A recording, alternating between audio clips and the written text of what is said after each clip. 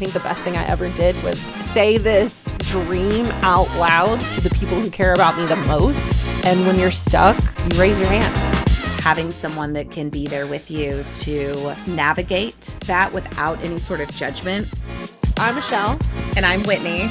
This is the Use Your Fear podcast. All right, so this is the Use Your Fear podcast. My name is Michelle. My name is Whitney, and we are in the Fear We Wear series. And today's episode is the fear of not being enough and learning to trust yourself. Before we get into that, we are going to start this off with our high-low and buffalo. So, Michelle, tell me, what's your high-low and buffalo since the last time we chatted? Oh my gosh. It's been a little bit. I feel like life has happened a lot. Actually, you know what? We're going to switch it up. You go first. Let me think about it. You want me to go first? Let's no, it's go. fine. I'll go first. I'm switching it up. I'm good with that. So I would say that my high is that it always continues to kind of be around work right now. Is I have been diving deep into my new venue and doing a lot of remodeling and moving things around. And my food service director is just being so sweet, and he's just doing anything I ask, and I'd say, hey, take this off of that, and he just gets a sledgehammer and does it for me. So we're making miracles happen where we are with very old equipment, and I'm excited about that. My low is that I have like so many cuts on my fingers right now. I'm like vinyl wrapping stuff, and I just keep like cutting my fingers up. And my buffalo. Oh, I told y'all this one the other day when we were at dinner and my husband, son, and I were talking about something a few years ago or a couple years ago where my son had made himself a bowl of cereal with Lucky Charms in a giant mixing bowl with a ladle to eat it. And we were talking about it, and he just go, yeah, Dad was pissed. Pull that card. Pull that card. He did. Oh my God. I almost peed my pants. It was so funny. So I know that's kind of an off the wall buffalo, but it's one of those that like, I was not expecting him to say Dad was pissed. All right. So now have you had enough time to think about what your high, low, and buffalo is? No, but we're going to go anyway. Yeah. Off the cuff. You got it. Let's go. My high is it was my husband's birthday yesterday. And he is the greatest, and I love celebrating him.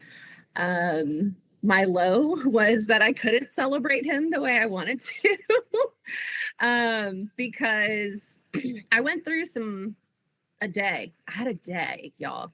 And this actually flows into surprising. So let's just knock all of this out while an airplane is flying over my head. I can't hear it. Okay, great. Perfect.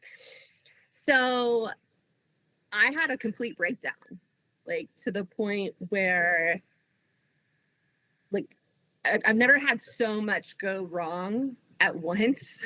So yeah, I had to be around people, and I kept my composure. I kept a smile on my face and kept the conversation going. And then I felt all the feelings afterwards, and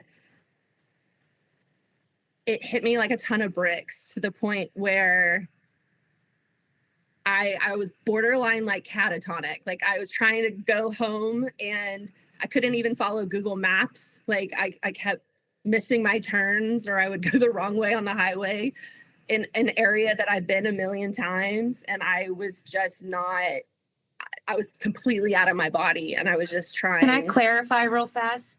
Sure. Going the wrong direction, but not the wrong way on, like you're not going against traffic on, right? Like I was supposed to go north, but I went south, like stuff like that. Got it. Thank you. I was like, oh my God, you're going the wrong direction on the highway against the cars. I was on the news. Did you see me? No. So thank you for clarifying that, Whitney. I appreciate that. Of course. Yeah. But in this, what my buffalo is I asked for what I needed. Like I really took care of myself. The Michelle in January would have not done that at all. And I, reached out to people who were trying to ask me how things went. And I said, I'm not ready to talk. I'll talk to you later. And my husband came home. I was like, I'm not ready to talk about it. I just want to go to bed. And I just felt my feelings as I could. And I took care of myself. And I felt all of the negativity hit me all at once. But I kept showing up for myself. And I kept telling myself that I'm going to be okay. It's okay. Like I'm safe. Shit happens. And so I'm really proud of, I'm like proud and embarrassed at the same time. Isn't that funny? That makes I sense. mean, that's okay to be. Yeah. I learned a lot. Adriel is part of our Pink Pony Club. We have a text message group. Rachel is also included in that. We've interviewed her before. And we're just a group of gals who talks nonstop. And we also have an Instagram group too called Aubenite Acres. Coming soon. Coming soon. Yes. That's a new project. That is our We'll talk about wellness it later. farm. That's our retirement fund. No, but Adriel is one of my really good friends. We've known each other for, a few years. We met through a friend of a friend, through multiple parties. And you are probably one of the kindest people I've ever met. And you really sit down and see people. And so that's how we really connected, I feel like. But Adriel, would you like to say a little bit about yourself and introduce yourself? My name is Adriel. I'm an artist. I work in marketing and I'm a writer. I don't think I used to think that meant I was an artist, but that's art. What else about me? I have 2 dogs and a great boyfriend and a really pretty house that I love. Adriel, you're creative. You're an artist. I love that. You're a writer. You've got a podcast. You're in marketing. You're donating to charity. You are donating to charity to support. It wasn't just me. I wish I could do more, honestly. Yeah. My high-low buffalo this week. My high was honestly, and this is going to sound weird, and I know you didn't even ask me this, but I want to know. was losing my power for 8 hours on Tuesday, and I know that sounds uncomfortable, and it wasn't pleasant, but I just got to read all day and read an entire book, and it was very peaceful, and I didn't feel as stressed about stuff because I had to stay off of social media and the news wasn't on because I needed to make sure it maintained everything. And so it was kind of a peaceful thing. And then my low was actually as I was boxing up all the donations last night and writing what everything was, I had a complete breakdown and I was just it's not enough. It's just not enough stuff. And I was just crying in the garage and Jason was just giving me a hug and I was like, okay, it's still stuff. They still have this. We're still giving them stuff. And then my buffalo is my friend Amber. She randomly texted me and was like, hey, are you still collecting donations? I can be at your house in 25 minutes. And I haven't seen her in 2 years. And so we just sat here, just talking for an hour and just hung out. And it was nice. But I wouldn't have been able to have that surprise without a tragedy. And it was just, it all interconnected. I think it was just emotional because I kept thinking back to Harvey and I was like, what is all the stuff that we needed that we kept forgetting about, cleaning supplies and jugs of water, not bottles of water. And I went into mission control mode from years of doing that and was just had a little bit of a meltdown because I was it's just not enough. But now they're picking it up and taking it to everyone, which is really nice. No, it's really proud been of you though. Yeah, it's really been good to see everybody's rallying behind the efforts behind the Texas flood companies. I've seen influencers. I've seen, just everyday people just trying to gather whatever they can and get support over there. What's going on is absolutely heartbreaking and every little bit helps. So, when I saw you were doing donations, I was like, that's my girl. That's my girl. It's my hometown too. I'm from there. So it's it was hard for me because I was like, usually I'm the one like boots on the ground, like cleaning out houses, doing all the stuff. And I just physically couldn't do it. And I was like, I have to do something. I can't just sit here. I have to do something. So, Yeah. Did you know anybody? Yeah. And they sorry. didn't, I'm sorry, Adriel. okay. Anyway, We love you so much.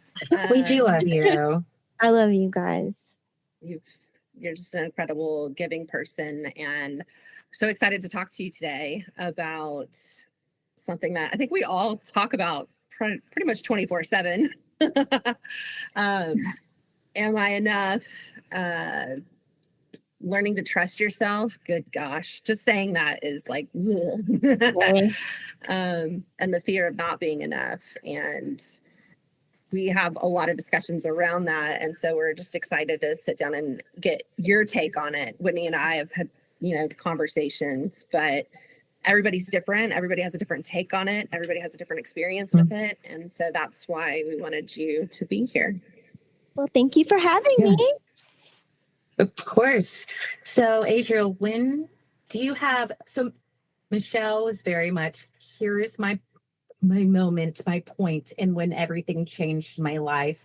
And mine was very much more, it just kind of developed over time. And, like Michelle said, everyone's a little bit different. So for you, is there a moment or kind of a memory in life of where this fear kind of came from? I was thinking about it. So for context, I grew up in an abusive home. My dad wasn't abusive. It was my stepmom. And it was before I was trying to, when you sent me the notes, I was like, I'm trying to pinpoint a moment, right? But I think it's a compound of a lot of different things that you start to realize where your value isn't and stuff like that. But you don't really understand that when you're a kid. You're just like, why can't just love me? Just love me. Please just love me. Right. So it's like, I have a very distinct moment. So my stepmom had been abusive in other ways, used to hit us with spatulas and shoes, locked me in a basement, stuff like that. It didn't get, when the first time when she physically hit me, you're going to love the story. So we were in charge of dishes and stuff. And I didn't want to do the dishes. So I kept hoarding all the plastic cups behind my mirror in my bedroom. I was 6. Okay. I was 6 and I just didn't want to do it. I didn't want to do it. And they came home from work one day early. They were both in the police department. And I knew, when something bad's about to happen, I knew when both their cars were there, I was like, ooh, they're home early and that's probably not a good sign. And they were in my room and they had found this stack of cups that was as tall as my mirror. They couldn't find any cups in the cabinets because I was hoarding them. Obviously I'm going to get busted for this.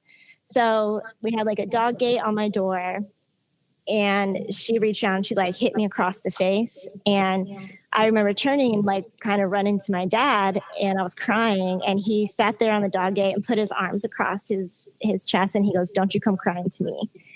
And I distinctly remember that because I think it's the first moment I knew I could no longer depend on my dad for protection and he wasn't actually going to do anything for it.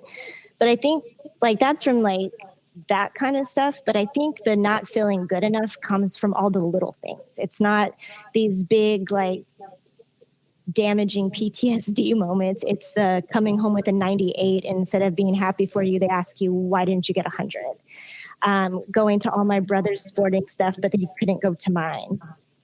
Even if they were in the same ballpark, they would just go sit and watch other boys playing even while I was playing. So it always just felt I always say it felt like I grew up in a house with Jesus and it was just I was never going to be good enough. I could never compare to Jesus, and it's not my brother's, my brother did not lean into this. He was my savior in a lot of this. He was a very good protector. So it wasn't he was super happy about it. It wasn't something that he was a part of. But I think it's those kind of little things like that, the not being defended, being the only one abused in the house, being told you're never going to be anything, your dad never wanted you, you're worthless, you're fat, you're ugly. It's all these things. And when you're a kid, I guess now I understand that's when you start developing like that understanding of who you are and your value and stuff like that, and these people that are supposed to be teaching me the good stuff and like showing me unconditional love were showing me instead that love is conditional and that we don't really want you, we want this and things like that. So I think it, as much as I can pinpoint that one specific abuse moment where I knew like everything was changing, I think it was the compound effect of all the little things adding up that made me finally move out of my house and realize like, I'm never going to be good enough for you. Like there's nothing I can do that will make you love me the way you love him. And since then, they've even said, like, we had to love you differently. And I'm like, no, actually, you didn't. Like, that's not how you're supposed to do that. Like, you're supposed to just love. And so, fortunately or unfortunately, I learned unconditional love from my friends and people that I chose to make my family because my family failed me in that. The part that, like, I mean, the whole thing boggles my mind. Like, how can you not love your child or your children equally? Being a stepmom myself, I love my daughter. I love her, so much. And I love my son so much, even though, they're also 10 years apart, but I could never say I love one over the other. And that just, I'm so sorry you had that. And to have them say something like, we had to love you differently, or like show like you're the only one that is getting this abuse in your household and your brother wasn't, like, and it just boggles my mind, like how that could even happen. So this is not a justification, but it is an understanding, okay, of Yes. Yeah. the funny thing is my stepmom and I have a pretty good relationship now. And if you had asked me that 15 years ago, I'd have told you to go fuck yourself. Like, there's no way that was going to happen. But I learned a few things personally, like forgiveness is not about them. Forgiveness is taking that boulder off of my shoulders so I don't have to keep carrying their bullshit anymore. I found a lot of freedom in being like, I forgive you because you're never going to apologize to me the way I need anyway. So like me holding on to that is actually re-traumatizing me and making the pain worse. And then she went through some stuff personally with her family and she came to me and was just like, I don't even know where to begin to apologize to you because there's no way I could ever really apologize, like crying to me, very, very sorry for stuff. And she explained a lot of things like, she, and what I've learned is she mirrored in our house what happened in her house. Her brother was kind of idolized and she was abused. So she kind of did what she knows. And it doesn't mean that she should have done it, but it makes me understand how she got there and that it wasn't necessarily about me. I mean, I look a lot like my mom and there was a really bad custody battle going. So I don't think that helped the situation at all. But it gave me a better picture of her so that I could understand her perspective and be able to like allow her to apologize to me, I guess, if that makes sense. No, it does. It goes back to that. I feel we've spoken on it many times, that generational, stopping that continuation of things. We talked a lot about that, Michelle and I, during like my sobriety, that typically kids of, alcoholics end up becoming alcoholics. And that was something in my life. I was like, no, I'm stopping this. I don't want to pass this on to my kids. And it sucks. And it's definitely not a justification, but it does help understand where and why, but it's not right still. It's definitely made me have a worse relationship with my dad because as I've grown up, I've realized that he failed me the worst. Like he should have been there. His ego and his pride of not wanting to like have another failed relationship and stuff like this. And I mean, mind you, he was like a chaplain and he's out like preaching family values and Christ out in the streets and then not living it at home. So I've also learned a lot about Christian hypocrisy directly from the source. And I, as many times as I've talked to them about it, he won't own it. And I don't need him to anymore because I know what happened. I lived it, you know. I have the PTSD and the trauma scars to prove it. Like, he can be in denial forever and it's not going to change the fact that it happened. So like, just let him keep on. But I realize now who was really more at fault. Like, I was his blood. He should have stepped in. Yeah. You talking about being a kid and, growing up around religion, and there's so much that has unspoken about that era. I feel like as kids, I feel like, the purity culture and things like that, where, where God is more of an entity Symbol. that gets angry at you, or will unleash wrath on you if, but everybody's a sinner. You're going to mess up anyway. So it's like, how can you even like be a good person anyway?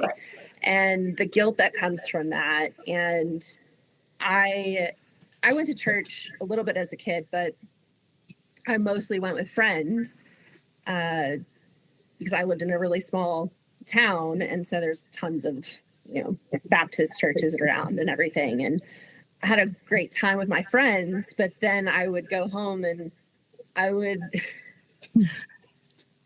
look at pictures of myself, like baby pictures, and then be angry at myself. Like I've lost my innocence or something. Like I've, and it's just weird how the messages that hit us when we were kids and how we took them in, nobody realized that's how those messages were coming out. But my big question for you is, because there's a turning point for me, maybe you feel the same way, where I finally realized this is not healthy. This is not right. Like, there's a different way to look at this. Did you have that moment, like as a teenager, college? What did that look like? It's probably multiple steps. Like, I moved out in high school. I had enough. She strangled me. There was blood. It got real bad, and I had enough. And so I was paying rent as a 17-year-old. I've been fully on my own since I was in high school. And my dad went and told my family that he kicked me out because I was dropping out of school and all this stuff, because he couldn't own the real reason why I was doing it. I mean, mind you, I was class president, straight A student. So it was not the truth. It wasn't even close to the truth. I didn't talk to him for a while. I got really mad at God probably in my 20s. I blamed a lot of this on God. I turned away from the church and from God specifically. And then of all places for me to come back to Christ, it was in San Francisco, which I love so much. Found a home church out there with my acting coach. And it was like just this small thing. And we ended up starting our own home church up in San Francisco because I was in San Jose. And it was such an open environment where we were allowed to be human. And I was able to start realizing, like, the people I should be mad at are the people who did the actions. Like, this wasn't like God did this to me. They did this to me with their own choices and their own behavior. And it gave me a lot of healing of being like, oh, so like God doesn't hate me too. Because it's like you start to feel like everything that you've been taught is like all of that. And then I think one of my biggest turning points, I was in discipleship training probably like 10 years ago, and we were covering the fatherhood principle. And I was like a basket case, because it was like, no matter who, like, he'll always be the one there to guide you and protect you and lead you through this. And I started realizing, like, he never actually didn't. Like, I always had help. I always had, like, my brother pulling her off of me or doing all this stuff. Like, I was never alone. And it just gave me a lot of healing to know that even though my earthly father has failed me, my heavenly father would never. And I don't know, it led me into a healing place where I started learning to forgive them for myself, not for them. And then like 4 years ago, I sat and just confronted them. I confronted my dad, my stepmom, my mom, my stepdad, and was like, y'all are capable, y'all are responsible for a lot of bad shit. And I'm able to speak my piece on this. And it doesn't mean that like you have to like apologize to me or that you have to own it. And I'm not saying like, oh, you're a bad person. I'm saying you did damage. And for me to be able to fully heal, I have to confront it head on. And that means the source. Like I have to look at you and be like, you failed me. You did this. You did this. And now I struggle with this because of these things. Like I found myself dating the same broken man in a different body because they weren't as abusive, but they were still controlling and abusive to some extent. And I would keep making those same poor choices until I fully healed.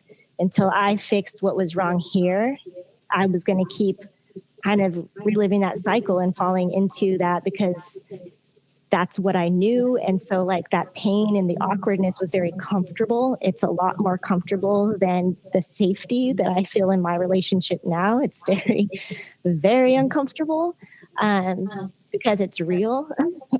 And so, I mean, I took like 10 years off dating. I did a lot of therapy. I did a lot of work, confronted my demons. And I think without a lot of those little points on the way, I wouldn't have been able to get there. Yeah. You say you confronted your parents. Not a lot of people do that. And the depth of what you went through as a kid, like it's so easy to just stuff it down, push it to the side, and then just not face it head on. So holy cow, you have a lot of balls. But I mean, like, what are they going to do? Not talk to me? Okay. Like, yeah. Honestly, at that point, I was just like, you can either fuck around or find out. Like, it's not serving me anymore to hold this. Like, it is hurting me, and I'm allowing them to keep me in a victim mode by not addressing it and being able to move on with it personally. And if it makes them mad, if it pisses them off, they shouldn't have done it. They shouldn't have allowed it. So, like, if you're mad and you want to take it out on me, do what you have to do. But it's not my fault. How did that conversation go? Yeah, I was like, right? That's what I want to know. Okay, so honestly, it was awkward as fuck because I had planned on having this conversation in general. So my aunt's funeral, we were literally on the way to my aunt's funeral, and I did not intend for it to be like on the way to this funeral. But they started bringing stuff up, and I was like, you know what? Let's do this then. If you're gonna do this, and we're gonna bring it up. And my dad kept pushing things at me, like even the smut podcast. He was like, blah, blah, blah. And I was like, the first smut book I ever read was off of your bookshelf. And I told him what book it was, what kind of thing it was, that he encouraged me to read it. I mean, it was a John Grisham book, but it was gosh, now I can't remember what it's Rising Sun. There's a scene at the beginning where there's like lots of sex on a table and then they both get murdered in the process. And it was like the opening chapter.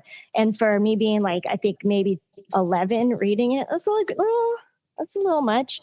But it's like, I just started pushing back a lot. I think because I had been silent for so long that it kind of threw them for me being like, nope.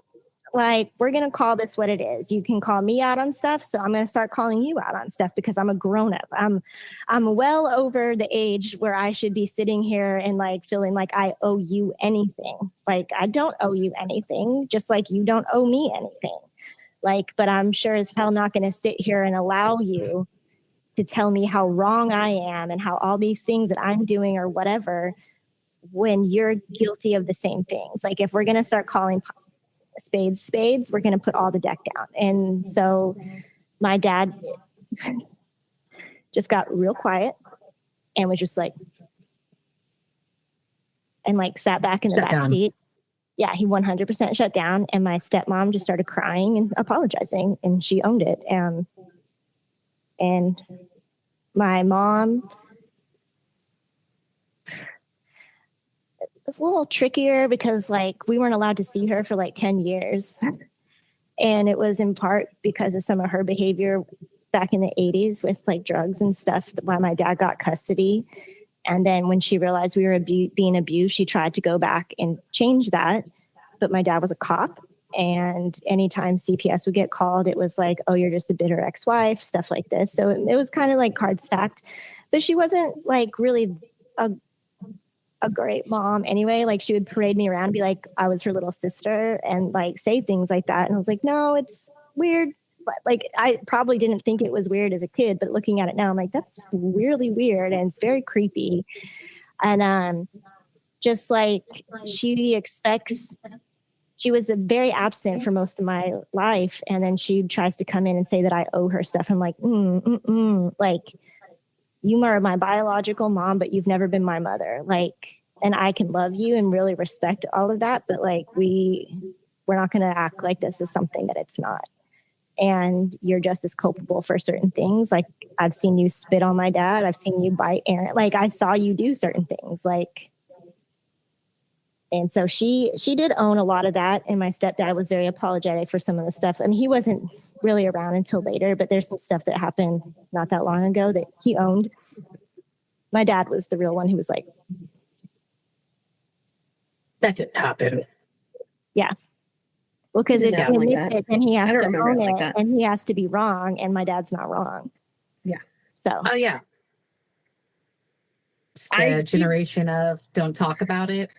Yeah. It'll look bad on us, or I've read a lot of, my child is not my mini me. It's the upgrade. It's the next version. They better be better than I am, kind of a thing. And that wasn't how it was with that generation. It was more because their parents were very like, no, this is who you're going to be. You're me. You're the next me, kind of a thing. And I've seen that where moms are like, no, this is my best friend. This is my child. This is, not my child. This is we're sisters. That is your daughter. No. I heard a lot about when you were talking, like, oh, I was class president. I was, super hyper independent. Would you say like your upbringing brought you to that? And if you realize that and when along the way? Oh, for sure. Well, mind you, like my brother and I, we were in charge of like dishes and laundry and stuff since we were like 3, like little. So it was always, but we had like allowance and stuff like that. It wasn't like slave labor, anything like that. They definitely used us. What'd you get? I got $20 a week. What'd you get? Oh, girl, not that much. That was definitely not in my household. It all went to books, that. But so I did find. Oh, that's smut. I think that's why I fell into books so young too, and it was an escape, a way for me to not have to be in that situation.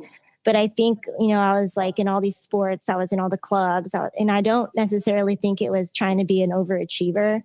Probably a little bit. I think it was to keep me out of my house. Because the less time I had to spend there, the less danger I was in. And so, I became class president on a whim. It was like raining one day and we couldn't sit outside for lunch. And so we went to like the class meeting and they were talking about elections. And so my friend was like, I'm going to run for treasurer. You should run for something. I was like, if we're running for something, I'm running for president. if we're going to do this, I'm going to do it. And then I won and I was like, shit. So I was class president junior and senior year, but with grades, like I think I'm just smart, honestly. Like I was always that person who I don't. You gotta bring in the Alexis. Yes, girl. Like smart, but I'm not with math and me. Okay, you don't have to have numbers. Yeah, math and I were not besties. But like with everything else, it was kind of just like, it was good. But I think it was also not necessarily that I was just born smart, but like I enjoyed studying. I enjoyed learning. I enjoy that kind of stuff. And then it just it empowered me, I guess, like to feel like I had more to like do stuff with. But I do think to that point, like if I can be good at all of these things, then you have to love me, right? Because like you love him. And I'm doing the same things he's doing. So at some point, you'll love me. But well, I don't know if that worked or not. How's your relationship with your brother? You're kind of putting your comparison on yourself of, if I'm more like my brother, maybe you'll love me more. How has that affected y'all's relationship? We were really close. I say it's political stuff that is now dividing us.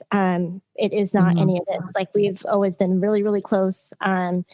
Even when I started talking to my mom again and he didn't want to, I was very clear with my mom. I was like, I'm not getting in the way of this. Like, if he says no, that is his decision.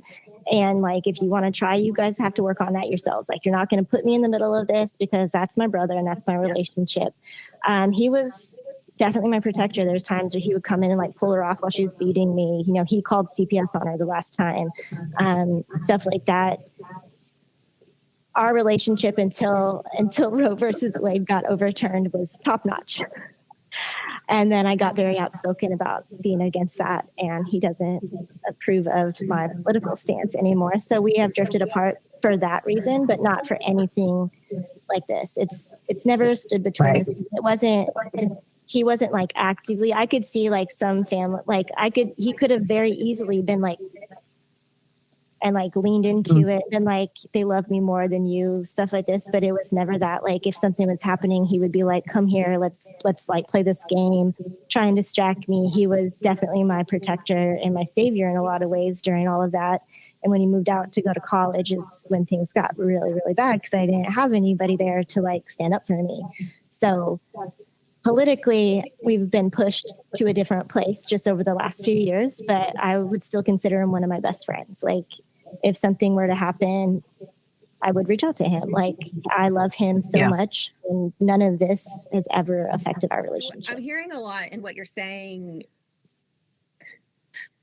is you've learned boundaries. And please, they don't like that. And I'm like, it took me a long time. I'm still learning boundaries, like that they're even okay in the first place, right? So like, boundaries are hard. Did you recognize that when you were younger and communicate that? Like, how did you find out about boundaries and how to implement them? And what was if you remember the first time you tried to implement them and what happened? I remember living in San Francisco. I read this book called Boundaries by Town and Townsend. It's like a Christian biblical book about setting boundaries and how it's healthy. And I was like, yeah, that's good. And then super didn't set boundaries. I don't think I really started setting boundaries with people until like maybe 5 years ago. I started doing it with, I think I'm also just, the older I get, I'm like, I just do not have time for this. Like, I'm not your doormat.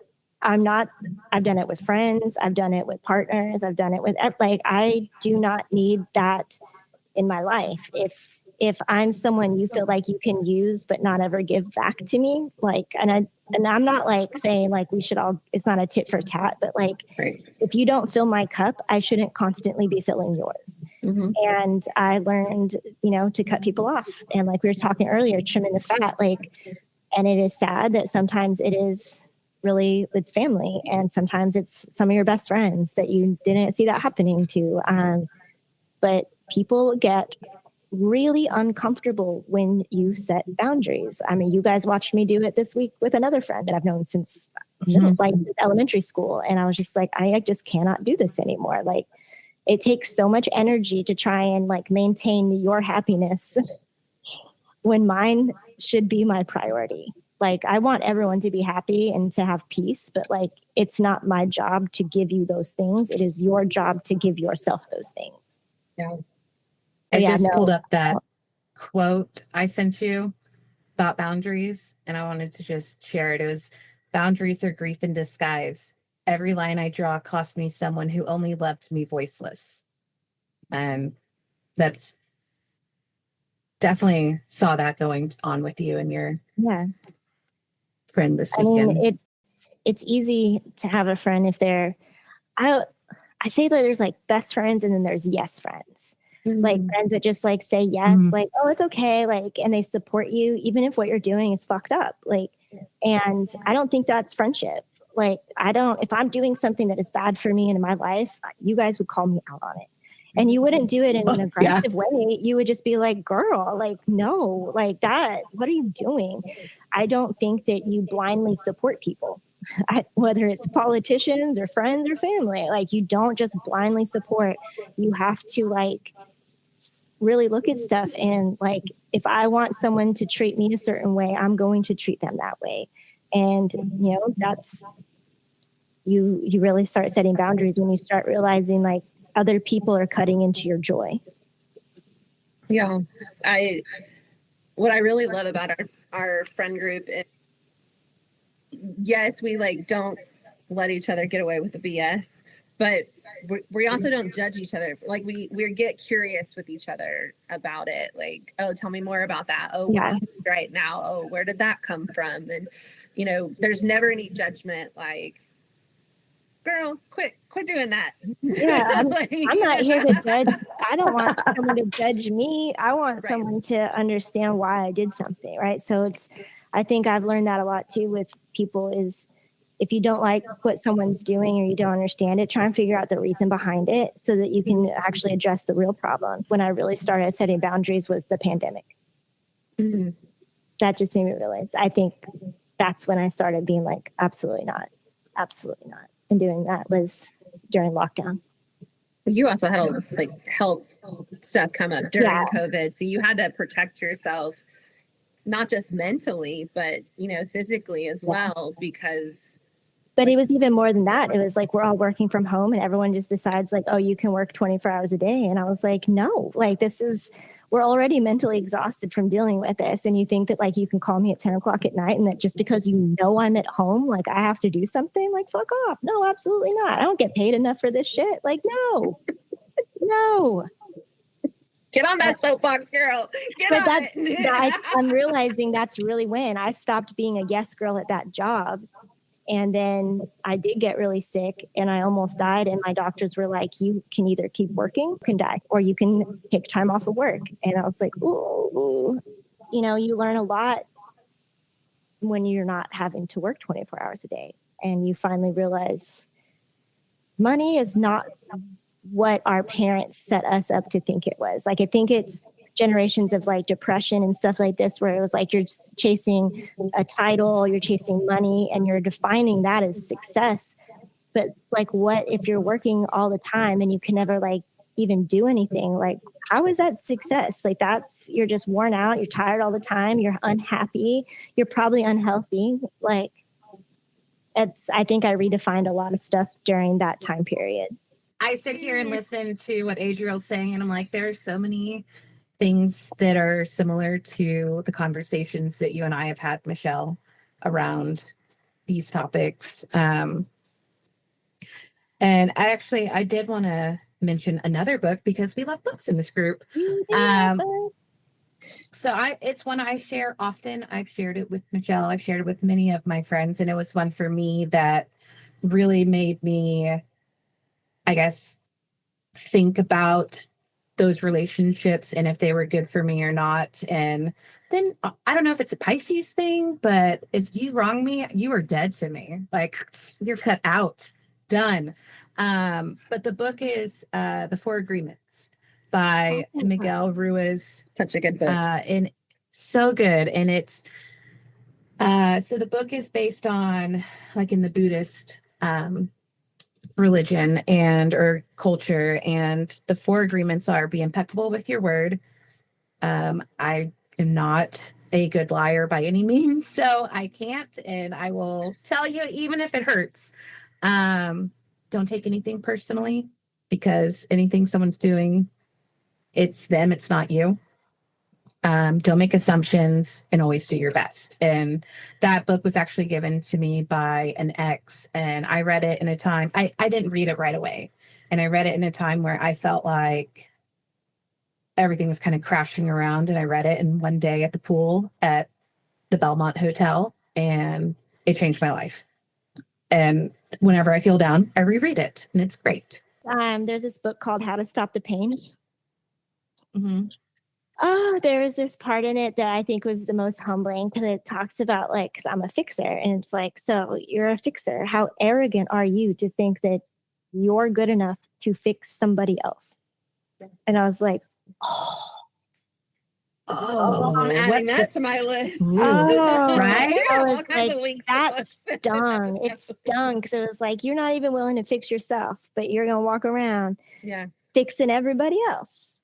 Like, how arrogant are you to think that that's where it is? And I was just super humbled by that.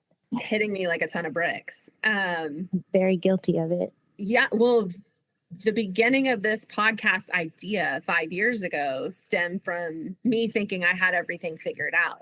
Like, I had lost, 50, 60 pounds, and, I was doing rowing classes at 5:30 in the morning every morning, and, just like killing the game. I thought I had all the answers. I had all the endorphins, adrenaline, and I loved everything that I put on my body because I thought I looked like hot stuff. So, and that was like where my value was. And so the podcast came because I was like, oh, there's so much fear in the world, and which there is, let's, be honest.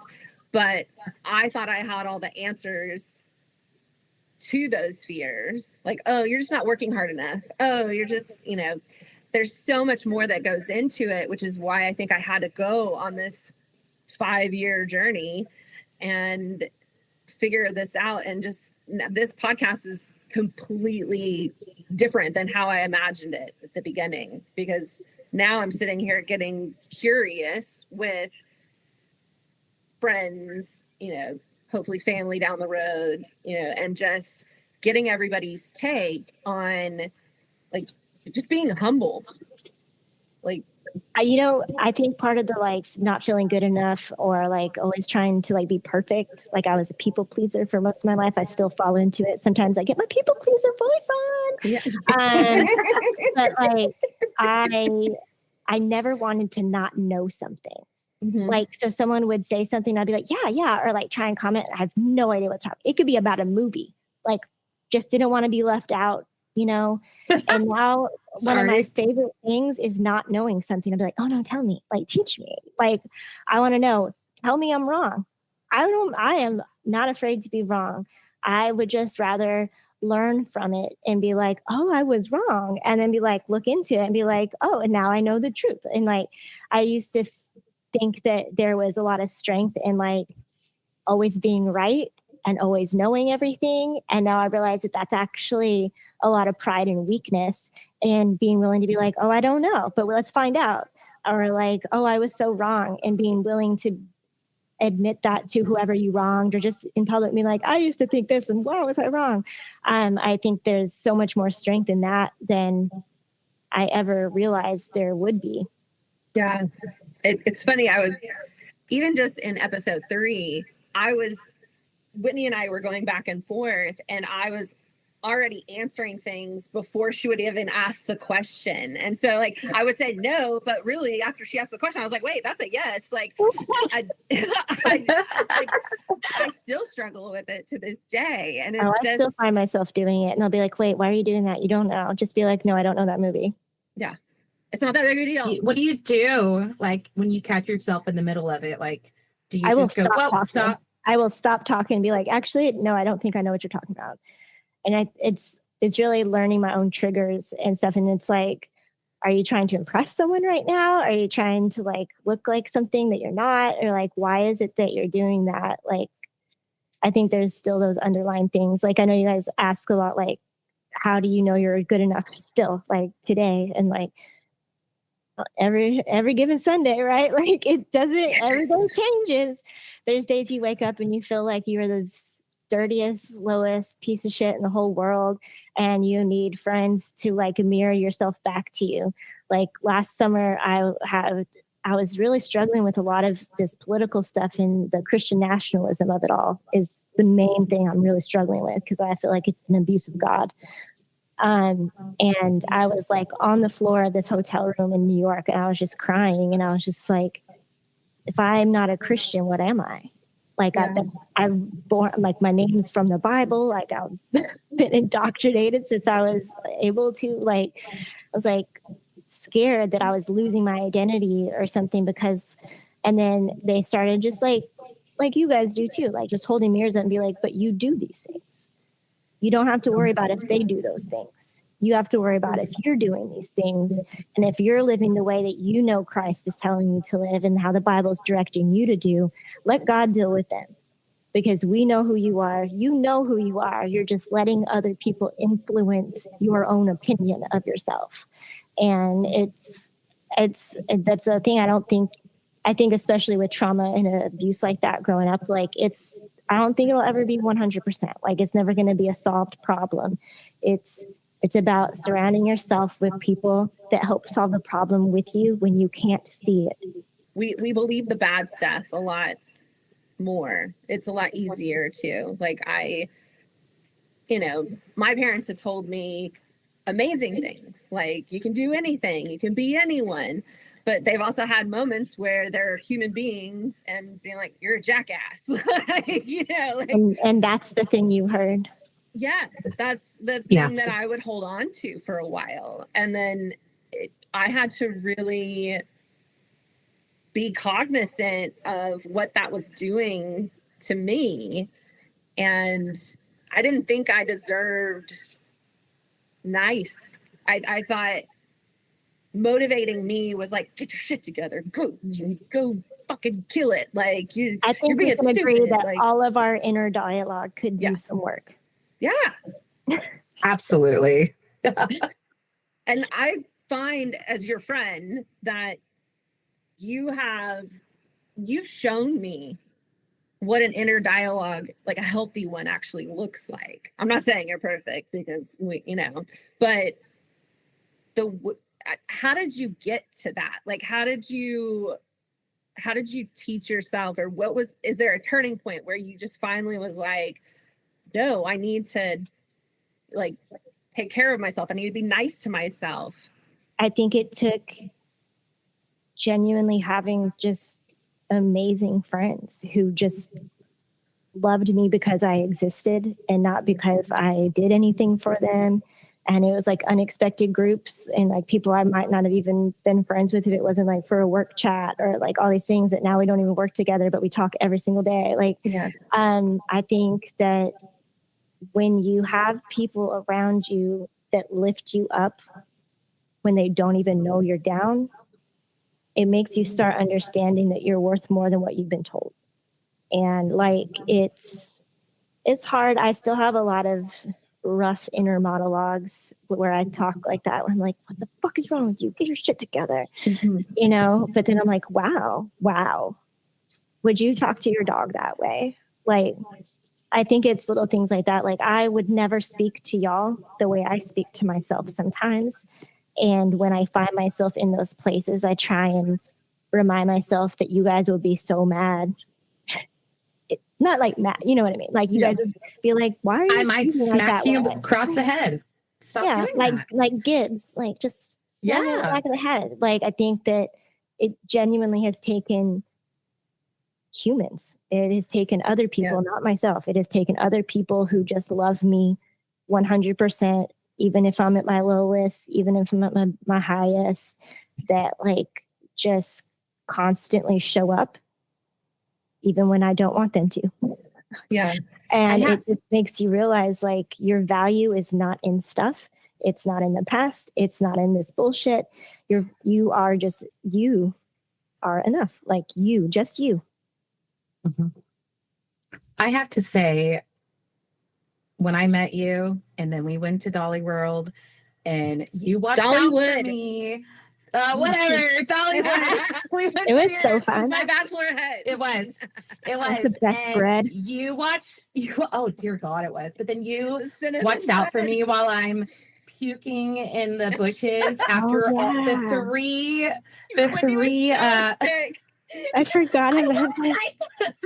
Because I get motion sick and then doing the roller coasters and stuff. And just that trip from there and then going into the bigger bachelorette party, like I knew from the moment I met you, I was like, I want her to be my friend. So like, there's definitely like, I'm going to let you know, I was like, girl crush. I'm like, I want you to be my girlfriend. I want you to be my friend. We're going to have this group. We're going to be buddies. And you're in my life now. That's how Whitney makes friends. She forces you. It is. It wasn't forced. It did not feel forced to me. It may be a little bit stalkery sometimes. I'm sorry. It's okay. It's the way your brain works. Yeah, but when I met you, I was like, I love her and her energy. And just, you've always been very frank and just truthful in what you say. And I've always enjoyed that about you. So thank you. You're never afraid to like stand up and say something. Like there's so many times where I've seen you show up and I'm like, I've been wanting to say that. And just I probably was afraid. But you were unapologetically like just you. Like and you still have your moments. Like just a couple days ago, you were like, "Am I fake, guys?" You know, like, and we were like, "Girl." Like, you start listening to people, right? You start listening to people that don't have your best interests in mind, and you slide back into that place where you're that weak little girl that's like, "Oh, I'm not good enough," and you just want to make sure that like that's not true. Yeah. And I love that you were able to reach out to us and say, this is how I'm feeling, and hear the way we see you to help remind you of who you are. But in addition to that, like, what else would you have done? Like, as someone that maybe doesn't have that friend group and is still struggling with stuff like this. You want to know what I really was, even when I wasn't talking to you, I was at home and I was like, it's not true. And then just like thinking back about a bunch of stuff and been like, no, I showed up for you all the time. I did all this stuff. I was like, I'm not fake. You're fake. I was saying it out loud in my house. My dogs were probably like, you good? I think I've learned to talk myself through some stuff and just be like, and I try to do it audibly because I can hear it coming back and just be like, that just sounds stupid. No, you're not. I say it in my head and then I'll like say something with my face in the middle of it, you know, like I'm doing something like making a face. I'm like, oh, did anybody see that? And then I've seen a meme lately that was like you're having an argument in your shower and it's like all of this is what your shampoo and conditioner and body wash is just sitting there like. You're really mad at us. I always do it in the car. I think it's smart. I always do you? I have a lot of inner monologue in the car, and then when I park somewhere, like, and I like, let's say I park at the grocery store or something, and then I walk out and I'm still talking to myself, and then I look up and people are like, and then I'll act like, oh yeah, I'm on my phone, like I find music helps also. Like if I'm really in a place, like Bieber and Taylor tend to be people that help level me back down and get me to a place where I'm not like in my feelings and I can just look at stuff more logically, I guess. Yeah. I went through I'd be driving to work upset with something that happened and, you know, probably with something that was said to me by my boss or something and put on Limp Bizkit. And then I'm like, oh, and then, you know, just Rob Zombie. Like I'd get into I even remember looking up like mad girl music or something. Alanis. It wasn't mad enough for it. Yeah. It wasn't mad enough. Fiona It wasn't what I Apple. wanted. No, I wanted like Kitty. I wanted like Screamo. I wanted some like, yes. I wanted some Peaches will get you there. Yeah. President of the United States of America. That's Classic. beautiful. Billions of And peaches. I was like, unless you're just doing Peaches, because then it's not very mean. It's kind of like their bopper. Peaches, peaches, peaches, peaches, peaches. Sorry, I went in a direction with that. We're on the rails. You bring some Pat Black into it. I'm sorry. I think I also use TV shows or books, like things that are comfortable. Like Criminal Minds is a big comfort show for me. So if I'm in a place where I can't digest things or I'm having a struggle with it, I will just watch it, probably because I've seen it 80 times. And then I'm able to like circle back. So like, I think just, I guess the arts, like whatever I need at that moment artistically, whether it's music, a TV show, or a book, like I'll dive into it, help clear myself out, and then be like, all right, now we're ready to conquer this. Yeah. I remember one time I had a one-on-one with my boss and I was in my feels. Like I was spiraling. You had that thing that you think you're going to get fired every day and you're in trouble or like, this is not going to go well. Yeah. And so I was like crying, I was like right before going on. So I went on Spotify and I put like 90s jock jams. And so it's just started like jamming out to the point where like I started the call and I was like, and like she had no idea. Like I was just like, let's get into it. She's like, this is the best one-on-one ever. I'm like, yeah, it is. But like also, are you firing me? But 5 minutes before that, I was like, I suck. I pump you up enough. Will you not fire me? Oh, I love music though. It does that. Yeah. Like, how does the fear of not being enough show up today in all of life? Everyday life, things where I feel like I'm not good enough are my relationship. And that's not something he has never made me feel that way. That is a personal feel like I'm not doing enough, I'm not capable enough, I'm not giving him enough. But I do think that's also from past relationship trauma of always being the one carrying everything, always doing everything, expected to do everything. And he is not like that. He wants to be a partner with me and actually do things as a team. And so, yeah, it's very uncomfortable and it's getting used to that. And he, when I get all up in my feelings about it and I start giving him lists of all the stuff I've done to try and prove to him that I was like, whatever, he's like, you could do nothing and it's still okay. Like, it's very reassuring to have that from him. And then I still think work stuff, it gets there and you still get that fear of like, oh, is this the day they're going to fire me? And like, for no reason, like, literally no reason. It'll just suddenly just creep up and you're like,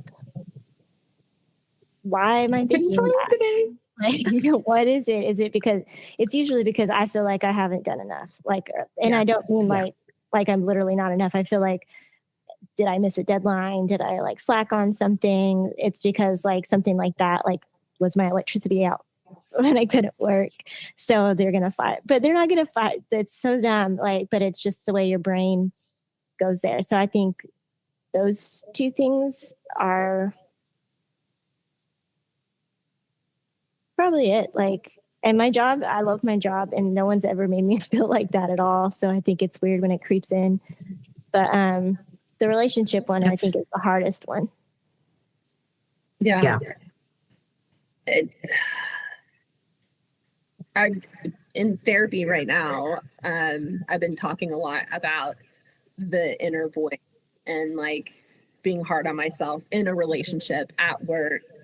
And my therapist was asking, who's that voice? Like, where did it come from? It came from somewhere. Do you know where yours comes from? It's my stepmom, probably. Like, it's that you're never going to amount to anything. You're not, like, literally was told that. So I think that goes in there. Okay, let me tell you, this is real fun. I mean, it's sad fun. But so my best friend Gio, when I was living in San Francisco, she really kicked this off to make me really admit that I even had trauma from all of the abuse and stuff like that, because I was going through a divorce. And dealing with everything. And we were acting at the time. So we were out there. It was one of those, we sat in her car in the driveway moments. Those are the really good ones. Yeah. And we went through a therapy exercise that she went through with, in therapy, because she was kind of saved and pulled out of a Seventh-day Adventist cult. And so she taught me this. She was like, remember, like the first memory you remember of, like, I used the one where my dad was like, don't come crying to me.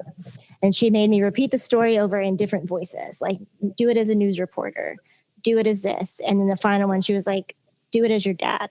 And I was like, and I just like broke down, and it made me realize like that's where the break was.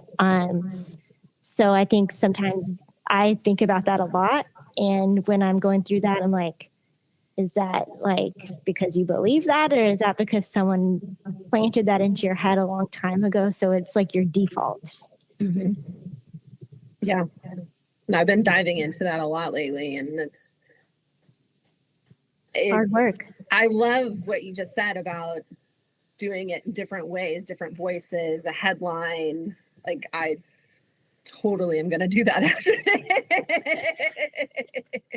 this. It's actually great. And I really think about that, and I do it with a bunch of different things. And then it's like, it kind of humbles me to realize like, that's not really the issue. The issue is probably this. Yeah.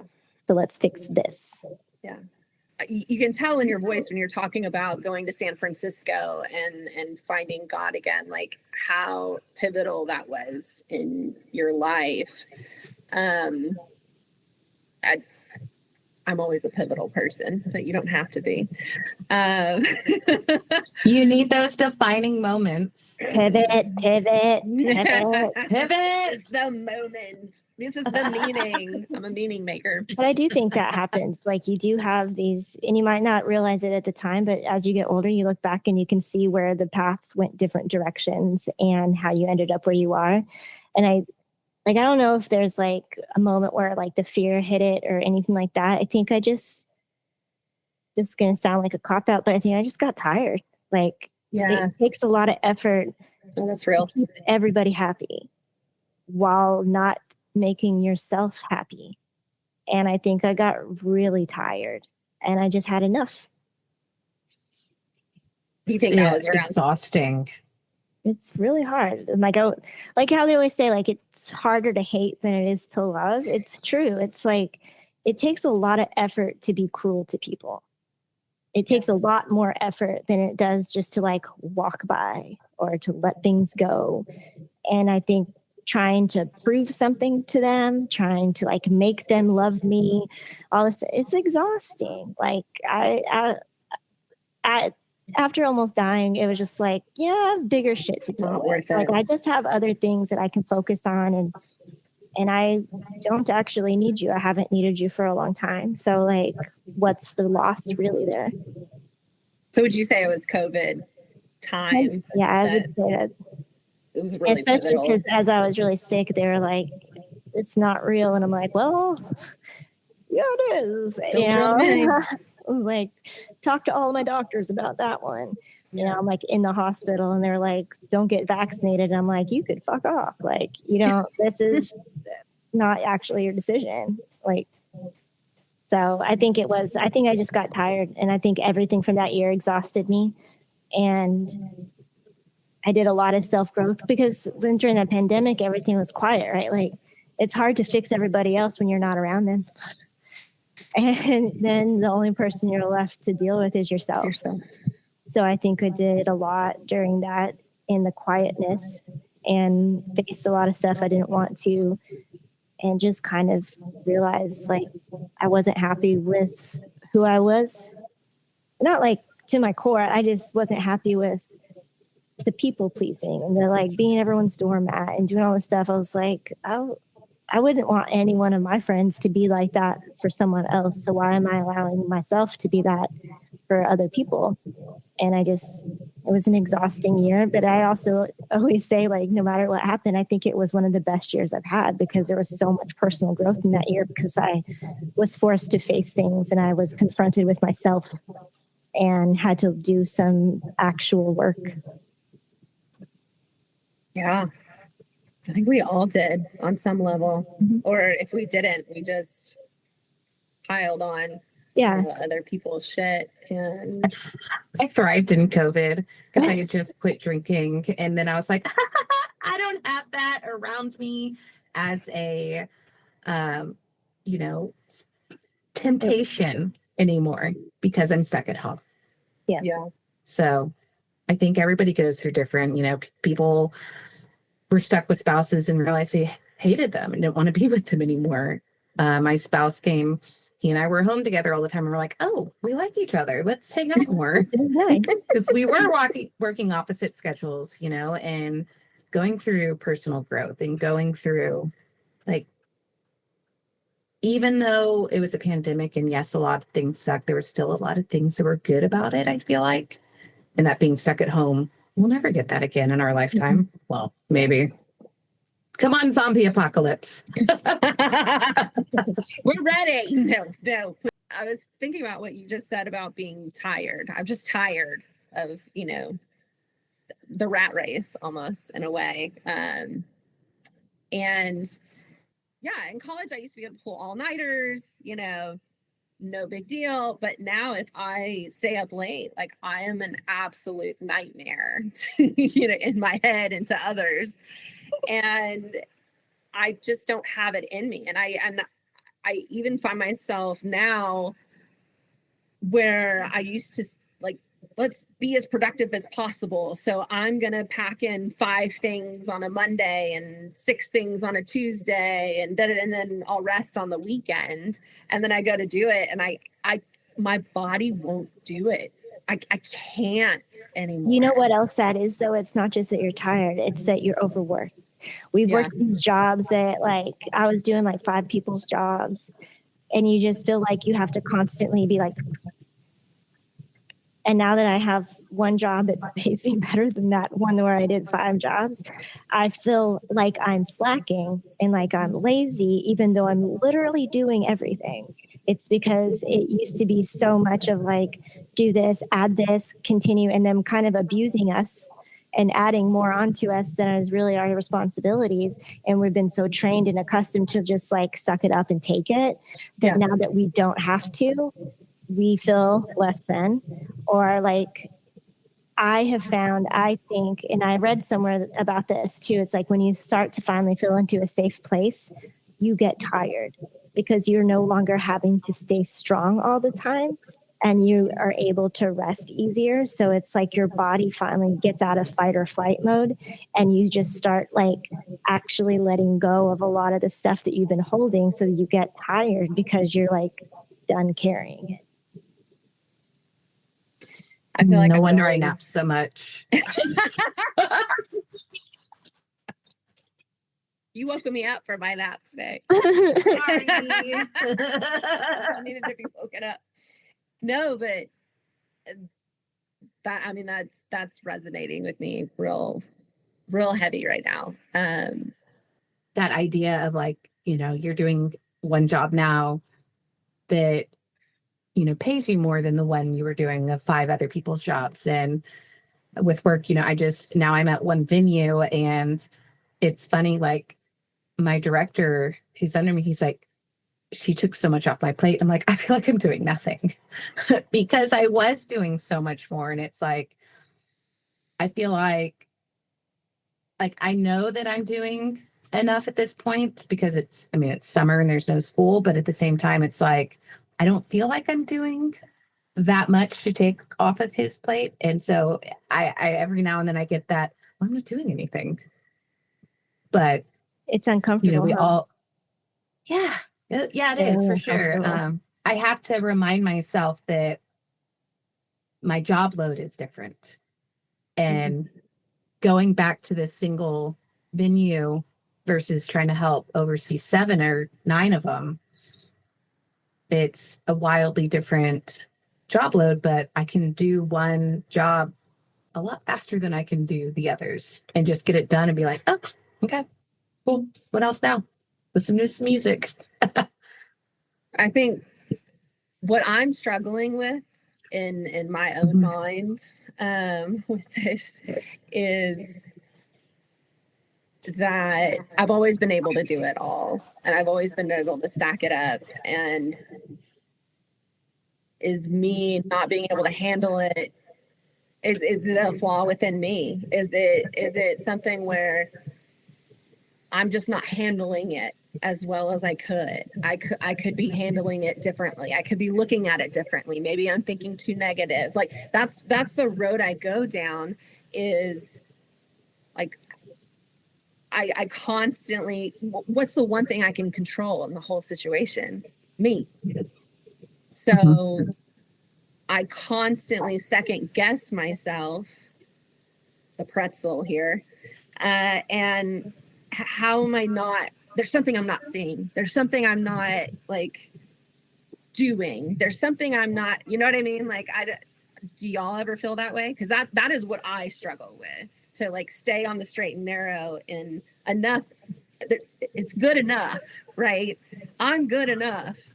But I constantly in my head, I have this like, well, did you do it this way? Did you think about that? Da-da-da-da-da. Like, how do y'all combat that? I mean, honestly, I think for you, you were doing that to the point that it truly made you sick. Yeah. And your body basically forced you to stop and think about it. There were moments kind of through being in a district manager role that I had to put up boundaries of managers calling me at 10 o'clock at night or 4 a.m. to say, oh, I'm not going to be in tomorrow. And I'm like, or calling me and saying, my cook is out. Can you come fill in for them? And I'm like, I'm not a temp agency. And having to set those boundaries with them, I think has just kind of helped force me to like, I force myself to give myself time, and I've gotten comfortable in it because I've been doing it maybe long enough in that role that I'm like, I have to have me time. Otherwise I won't be successful. And that's a common thing we talk about in the kitchen is when people are messing up, we always say, hey, slow down. You need to slow down to do better. So that's a common theme that's said. And so that's always kind of resonated with me. And maybe that's how I think about it, was I was feeling like I was messing up and I was like, no, I have to take this time. So I don't.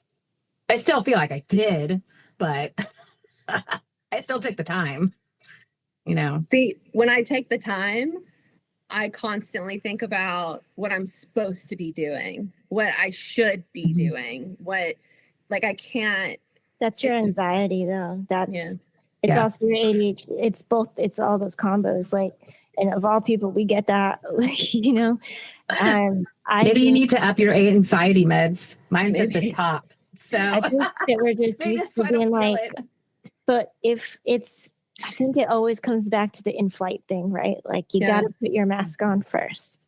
Yeah. And if you can't take care of yourself, no matter what that care looks like, it doesn't matter what it looks like to other people because you're not caring for them right now. You're caring for you. What do you need right now? Do you need a nap? Do you need to eat something? Do you need to go take a shower? Do you need to not take a shower and sit on the couch and just doom scroll? What is it you need? Do you need to not doom scroll because it's making it worse? Like figuring it out. That's worked for me a lot too. Cause like I'll sit there and be like, oh, you're not doing anything, blah, blah, blah, blah. And then I start listing out the stuff I've actually done. It's almost like making my little checklist so I can be like, oh no, you did things. Mm-hmm. And every once in a while I'll be like, but you could still just go put those dishes in the dishwasher. And I'll get up and put the dishes in the dishwasher. And then I'm like, and then I go sit back down. It's like, and sometimes I don't because I'm tired and I don't want to. And the dishes not being done is not going to kill me. Mm-hmm. And I think I've learned a lot of other things are going to kill me before like the bullshit that I have running in my head. Yeah. I did not realize how unhealthy I was to myself. And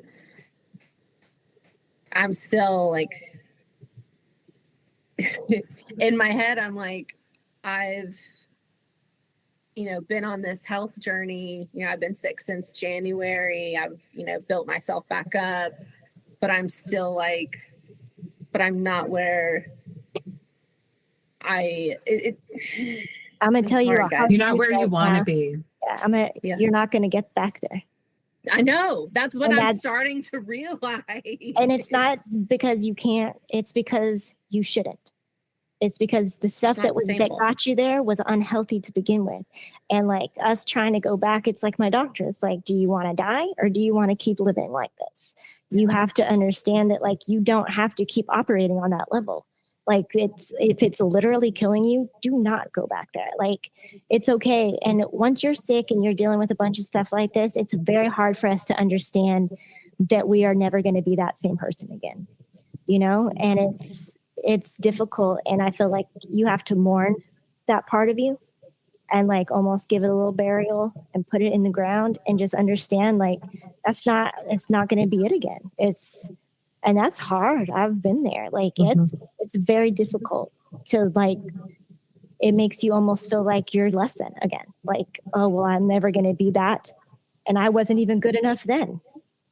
But were you good enough? You were damaging yourself. You're literally killing yourself. And for who? Not you. For some fucking company, for some corporation, for whatever it is that happens to be whatever it's doing. Like you deserve better than that.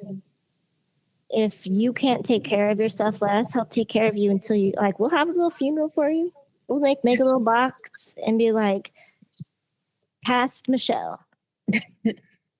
And maybe it would be easier for you to see if it was a physical and not a internal, illness that you're going through. Like if it was a functional physical thing that was stopping you versus an internal that you don't see. I feel like that's a big piece of it too, because you're like, well, I look fine. Yeah. And, how many times have I seen a video where somebody's being accused of parking in a handicapped spot because they don't look disabled? Yeah. And it's a real fucked up way of thinking. And unfortunately, that's how society has made people think. Oh, not everybody thinks that way. Obviously, I'm not talking for everyone, but it's definitely out there. And a lot of it is, well, you don't look disabled, so you're fine. Mm-hmm. It's like how all of us had ADHD growing up, but none of our parents wanted to go there, because that was something they'd have to like own. And somehow that's on them as being bad parents. No, it's mental. It's literally how we're constructed. We could have had a more functional childhood if they had just like taken it down a little bit and just listening to somebody, like it does not make you weak. Understanding. I have never felt better since having all those diagnoses. Like I feel normal again. Like not again, period. I feel normal. Like I understand myself better. I see myself more clearly. It makes things make more sense. And I think you're in that journey right now of like, and sometimes it's real hard to learn things about yourself, especially when you've been taught that things like this are a disability, or it means there's something wrong with you or something like that, because that's what our parents' generation wants us to believe, but we don't have to believe it. Yeah. You don't have to own their descriptions. You can own the truth. It's just like, well, who am I now? Because you're Michelle. You're our girl. You're not defined by something or some job or some bodily function. Like that's not what defines you. Your heart, your soul, who you are is what defines you. Mm-hmm. The other stuff does not matter. And that's why you've been my best friend for over 20 years. It's that heart and soul. I'm sorry, did you get Kleenex for your office yet? No. I've been like, I didn't get the Kleenex. I wasn't expecting to do this. Sorry. You should just expect to cry. We're all criers. No, I don't think Whitney's a crier. Whitney's not a crier. I was the first to cry, though.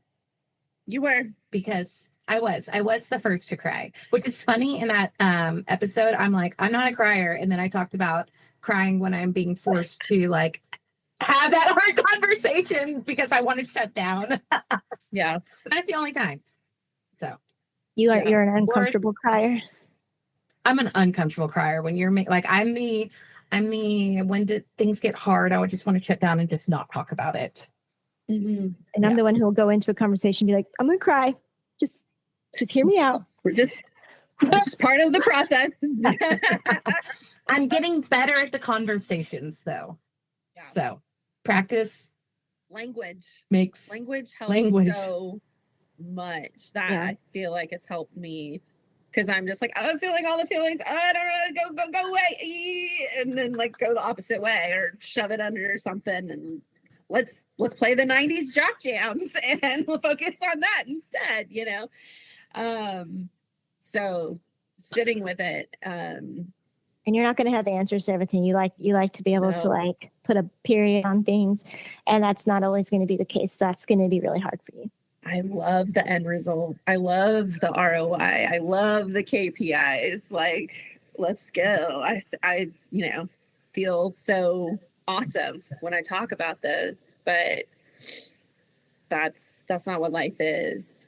And so, and it hit me hard this week, which is why this is happening. But because I tried to like go back to where I was before and hit the ground running, and I can do this now. I have the tools in my toolbox, and But it wasn't healthy for you then. It wasn't. So it's still not healthy for you now. But even trying it, it's just a fraction of it. It wasn't even like that level. It's just a fraction of it. I think that you should give yourself a little bit of grace, because you also haven't been doing it at all. So like trying to go from 0 to 60, it's not going to help. Even trying to go from 0 to 30 when you've been going 0, that's hard. Maybe try to go 5. And then once you're used to 5, you go 10. And once you feel like comfortable with that, you go to 15. Like it's the baby steps of it, because you want to be exactly where you were. You want to at least you want to prove yourself. And not just to everyone, you want to prove it to yourself. But in the process, you're hurting yourself, because you're not allowing yourself the actual time to heal and grow through everything that you're going through. You want to just like kind of box some of it up and put it away like it's not going to still be there, but you're literally carrying it. So it's making the journey harder. I feel like I did not mean to make this about me, but it's like we're all here and we all like talk, to each other about everything. And I, like a month ago, read a book. Look at me talking about books. Hey guys. If she starts talking about movies, we're getting off. That's true. Because done. hell has frozen over. But it's called The Good Enough Job. And work will always be work. Some people work doing what they love, and some people work so they can do what they love. But neither is more noble.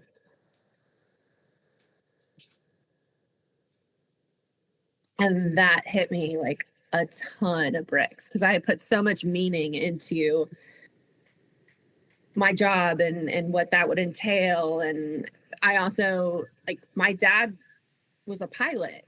Like, I would take him to career days and see like whole classrooms, or even bring him to church, and whole, like, everybody, he'd have all these like planes and like all this, and it was the coolest thing ever. And I loved that. And I'm so proud of him, and like amazing. But I didn't realize that I was then turning that on myself. Like, so what you got? what are you gonna bring to the table? Like, who are you gonna be? Self-doubt and trauma. But like, that's what I'm bringing. It's just so doubt and trauma. And but it's so funny how what we put on ourselves. Like, nobody, like, I don't know. I just like honestly, my dad was a washed up cop who couldn't even keep a full-time job, really. He was a manager at Taco Bell, not shaming it. Someone's got to manage a store. My stepmom was the provider, and I hold myself to some lesser standard when I have always made more than him. Who the fuck do I think I am to be comparing myself to that man? Yeah. We all bring it. We all have the drama. The drama. The drama. Drama. I did not mean for this to turn into No, you counseling needed session. it. You needed it. It's It will okay. That's be- what this is. I will send you a Venmo request for $75. JK. But what you were saying was like resonating with me so hard. I feel like what you went through during COVID, I'm getting a view of that in my own way, in my own world. If I can help you learn anything so you don't have to experience it in the length of time that I did, it is you are not going to be that person again. Yeah. And you can cause more damage to yourself by trying to get back there and to prove to yourself and everyone else that you're that same person than if you can just try and let it go right now. Yeah. I pushed myself. I ran a fucking marathon with a heart monitor on, and I caused more damage to my body. For what? For what? For a Super Bowl trophy. Medal. And so I got rid of all of my medals, and it's the only one I keep. And it is a reminder that not everything that is healthy is good for you. And just because you want to prove a point doesn't mean you should. So where the hell do I go from here? That's your path, baby. I know. And I have amazing friends to lift me up. I just don't want you to hurt yourself by trying to do something that was unhealthy for you from the first place. It's fine. Like, I blame myself for making it unhealthy, though. I don't know. I can understand taking some of the responsibility, but yeah, your work environment pushed that onto you also. Both can be true. You allowed it, yes, but you were also trained in how we were raised, is that's what we do. I would just say don't own all of it. Yeah. I think that's what I struggle with a lot. I think because the times when I did get accolades, I try to recreate that over and over and over again. For what, a pizza party? Not a raise. I love pizza. It wasn't a raise. No, I got raises. Okay. I didn't even get raises. I just got fucking pizza parties. Yeah. I got more responsibility with no income to actually back it up. But the money doesn't actually make it okay. My little article on the internal, internet thing we have. Portal, whatever. Intranet, yes. But we chase, this goes back to even what we were talking about in the actual podcast part. Like, we chase accolades and approval. And it's because we didn't get it somewhere along the line. And so we're still chasing the accolades and the approval and the love. And we think that that's going to fill that void. But what put the void there in the first place, that's not going to fit there. That's something else entirely. And maybe there's nothing else that's going to fit in there, but us trying to desperately shove shit in there. It's like those blocks that you're like trying to get like the square into the circle and it's not going in. It's because it does not go there. Quit describing my life. It's so attacked, Adriel. I'm not attacking you. I'm telling you my own story and you're resonating with it because there's a truth for you. And we do that, and it's because of trauma and pain, and we just want to feel loved. We just want people to think we're good enough. We just want to feel accepted. We want the article published. We want someone to tell us that we're amazing. But like, do we really need that? Like, do you need your boss to constantly kiss your ass? Because I sure as hell know that your boss doesn't need you to kiss theirs. Yeah. To feel like they deserve it. You think Donald Trump, actually, never mind, he does. He's constantly getting people to kiss his ass because he has a lot of holes to fill. I understand where you're at. I know. I wish I could fix it for you, but I can't because it's not something I can do. I can just tell you what I did and what I went through and just hope you can apply that in some kind of positive manner to what your situation is. Yeah. And that is the definition of this podcast. Is there anything that you wanted to talk about today that we didn't touch on? Why I moved around the country. It's why I ran away from so much. Like I thought I was just going to discover who I am, which I did in the process. And I'm so grateful that I spent my 20s moving to different parts of the country and out of where I was raised. So I was able to become a more well-rounded person that was able to be as like introduced to different cultures, different people, different ethnicities, like besides South Austin.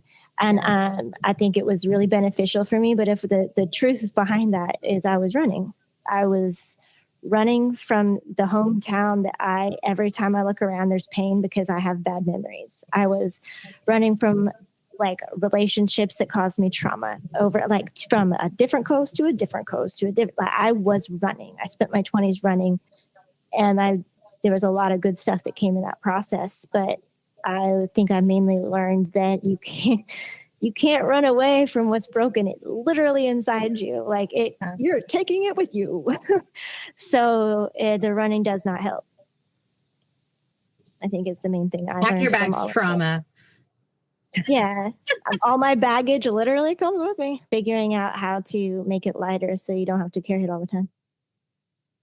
How did you figure out how to make it lighter? Letting a lot of it go, and that's so much easier said than done. And there's like way more behind that than just like, oh, I just let it go one day. No, I didn't wake up one day and was like, and now I'm done.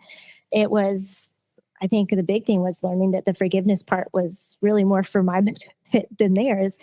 And I felt a lot of release in that. And it really, I think, started my healing process because I wasn't holding in the grudge. I wasn't carrying their load. I wasn't just walking with boulders on me all the time. I still had like rocks, but I wasn't carrying as much.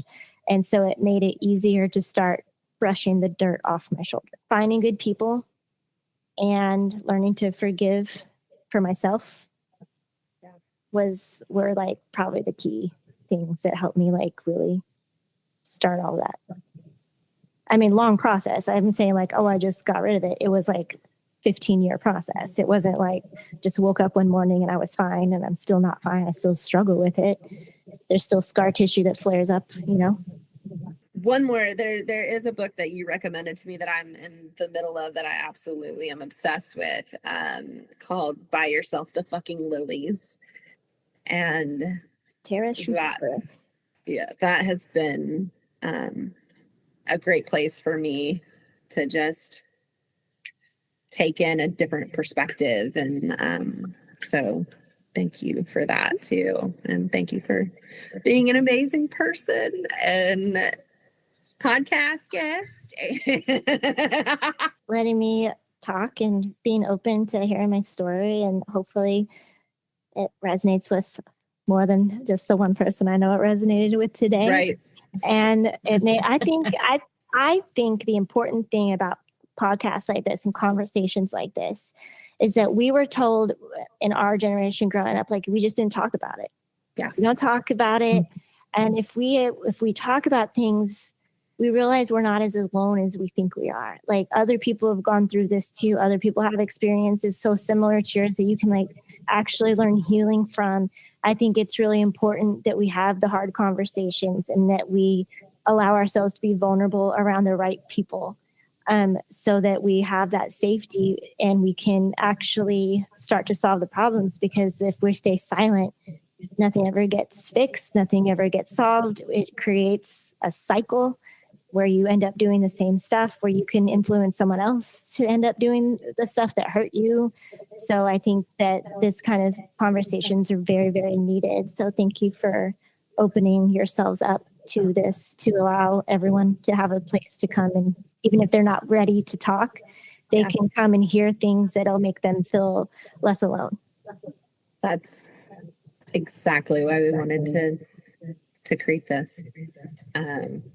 I've had high school friends actually message me like, the first episode made me cry. I'm reconnecting with like old friends that I haven't talked to in forever because they're like, this wasn't allowed to be talked about. And I want it to feel safe with best friends. And I want people to feel like they're around best friends to to explore these topics. So that goes back to when you and I were first getting into like, how deep do we want to go into these conversations? And I told you that lyric from the Transplants, give me the chance to shine and I'll blind the world, take a stand and be the voice of those who cannot be heard. And it's not the ones that can't be heard. Sometimes it's the ones that don't want, like, aren't ready to be heard. But that's what we want this to be, is there's so much that we've been told not to talk about. And we want to talk about it. We want to get into the grimy, the dirty, the uncomfortable, because we need to hear it. People need to hear it to know that they're not alone. So, and on that note, now what is your high, low in Buffalo? My high is getting to see y'all in person, since we just text all day, but it's nice to see your faces. I really enjoy that. My low is, it's just a tough conversation, right? Like, it revisits a lot of pain, but that's not necessarily a bad thing. It's just hard, because you go back into this place where you were like literally mistreated by so many people, and it could have been stopped. And that's hard. It's always hard to, now I'm crying. It's always hard to go back there. I think my Buffalo was I didn't expect my story to resonate with you the way it did, Michelle, to where you really took to it and saw some things. And I think that's cool, because that's the reason I started speaking up in the first place, is because I felt really alone, and I started realizing that I wasn't, and that a lot of us went through similar things. And so I just thank you for being vulnerable with us and sharing too. thank you for making me cry. Anytime, girl. This was incredibly, I did not expect where this would go. And this, high was just definitely laughing with you guys. The low was, oh shit, now I'm looking at myself. Holy fuck, holy fuck, holy fuck. And then the Buffalo was getting an unexpected counseling session that I needed today.